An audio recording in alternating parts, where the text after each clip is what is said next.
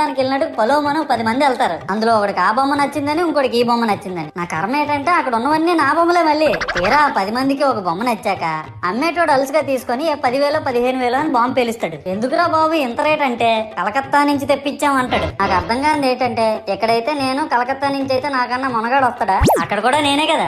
ఇలా నన్ను బజార్లో పెట్టి బేరం ఆడి నా మొహానికి ముసుగేసి వ్యాన్ ఎక్కిస్తారు. ఆ వ్యాన్ డ్రైవర్ గాడు నేను ఉన్నానని కూడా చూడకుండా ఏదో ఆలోచించుకుంటూ డ్రైవ్ చేస్తా గతకల్లో గబ్బి గుబ్బి మన తించేసి నా కాల్లో చెయ్యి ఎరగొట్టేస్తాడు. ఈ విషయం చందాలు ఇచ్చిన చిన్నోళ్ళకి తెలిస్తే మళ్ళీ ఇరిగిపోయిన బొమ్మ పెట్టకూడదని ఏ బొమ్మ రాసి కవర్ చేసేస్తాడు. సరేలే జరిగిందేదో జరిగింది, నా భక్తులే కదా కూల్ బ్రో అని చిల్లయ్యే లోపు నన్ను పందిర్లో పెట్టి ముసుగు తీసి నాకన్నా పొడుగుండే సౌండ్ బాక్సులు 2 నా చెవులు పక్కన పెట్టి డీజే గణేష్ బ్రో అని చెప్పి నా పాటలను కోని చేస్తారు. సరేలే పిల్లలు కదా ఇప్పుడు కాకపోతే ఎప్పుడు ఎంజాయ్ చేస్తారు, కాసేపట్లో పూజ స్టార్ట్ చేస్తారని వెయిట్ చేస్తా ఉంటే ఆ 5 రూపాయల వ్రతకల్పన బుక్ చూస్తే ఎక్కడ లేని కోపం వస్తుంది. ఏరా నాకు అర్థం కాదు, ఎన్ని సంవత్సరాలు